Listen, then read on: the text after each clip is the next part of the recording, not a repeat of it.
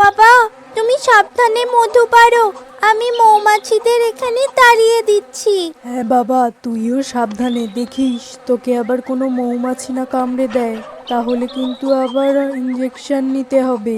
বাবা, তুমি কোনো চিন্তা করো না, তুমি সাবধানে মধু পারো, আমি এই দিকটা সামলে নিচ্ছি। ওই দেখো, মুরগিটাও বারবার করে এইদিকে আসছে। কজনকে যে আমি সামলাই, এদিকে মৌমাছি, ওদিকে আবার মুরগি। উফ, বাবা, তোমার হলো? আর একটু সবুর কর বাবা, সবুরের তো মেওয়া ফলে, জানো না তুমি?